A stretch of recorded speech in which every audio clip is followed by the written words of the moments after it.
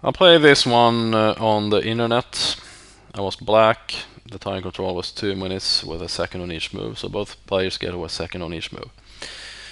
My opponent was white, and he played e4, c5, knight f3, d6, d4, takes, knight f6, knight c3, a6. And this is the knight of defense. My opponent played bishop e3, but there are many other moves. There's bishop g5, bishop e2, bishop c4. Well, f3 perhaps. Well, there are many moves, but he played bishop e3, and here I responded with e5. Normally, or at least for the most part, I've been playing the move knight g4 here.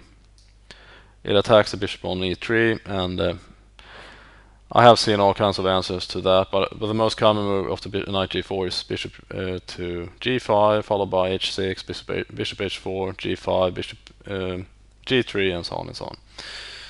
But I chose e5. That's the most straightforward way, and I believe it's the most common move here. Even though you might argue that the pawn on d6 becomes a little bit weak, but it's not actually true. I don't think I've ever actually played a game in the Sicilian with these lines where the d6 pawn has become weak. Because black can just trade off the pieces that are actually attacking the pawn on d6. The pieces that I can't even attack in the first place, because there's a pawn on b5, so there's no knight to b5 move or anything like that. And even if there would be a such move, black can easily kick it out with a6. So that's not a problem. So I actually like e5. It's a very, very good move. Knight b3. It's also possible to put the knight on f3, but knight b3 is the most common play. I'll play bishop e7, f3. So why does white play f3? Well, he's preparing a kingside attack with, well, a pawn storm, more or less, with f3, g4, h4, h5, g5, and so on. Castles, queen d2. So it's very easy to see what white wants to do. He wants to castle long and then start pushing his pawns on the king side. I'll play bishop e6, just developing my pieces. Castles along, knight b7. Here we start with g4. I'll play the b5. This is all book. And here I played h4, knight b6, h5. And here the book move would have been either b4 or knight c4.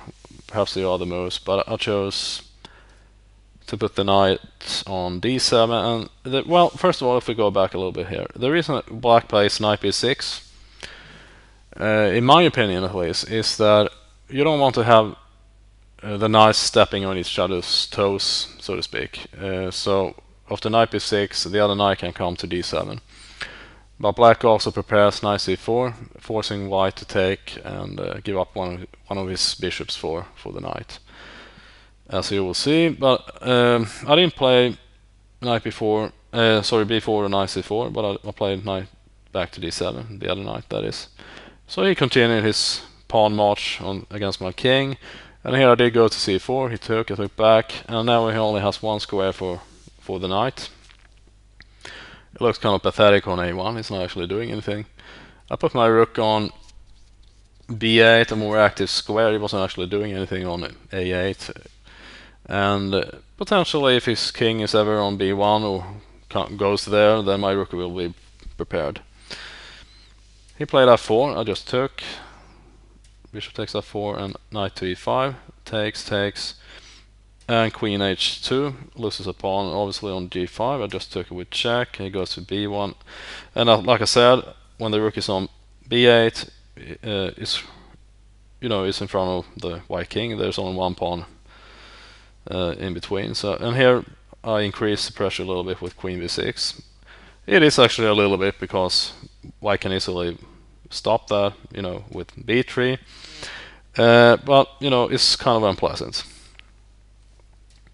Bishop f4, saving my pawn. Queen g2, queen b4. I'll play queen b4 because I wanted to go to... I suppose I could have played queen a5 instead of queen to b4. My idea was to go to a3 and somehow threaten checkmate after a move like, c3 or something.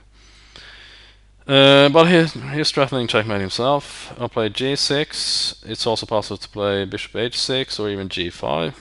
Well, I chose g6. He took. I took back with my f-pawn. I didn't want to take with my h-pawn because maybe at some point he can double up on the h-file and threaten checkmate. So I took with f-pawn, and also I open up the file for my rook.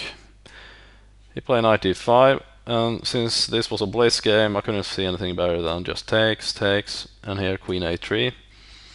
So potentially I'm threatening to play c3 here with checkmate.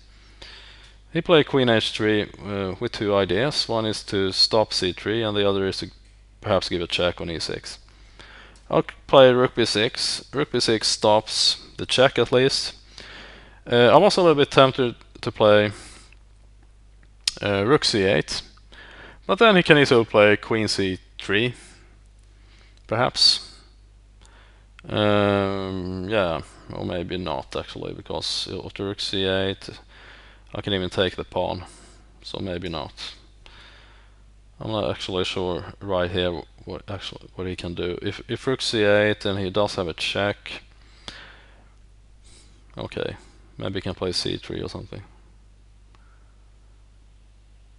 I have no idea right now. Maybe it looks very bad for white anyway. I'll play rook b6, simply stopping the check. He played rook h1, and I remember when I said that if h takes g, then he could double up, and that's exactly what happened here. But this is easily stopped. I can just put my rook on f7, and there's nothing there. He does have a check on c8, but he didn't play that. Instead, he played d6. I just took the pawn, and that's actually the end of the game. He ran out of time, but I think black is winning anyway. But there's a little line here given by the computer that I was looking at right after the game. Queen c8 check, king g7, queen takes, h5, rook g1, bishop b3,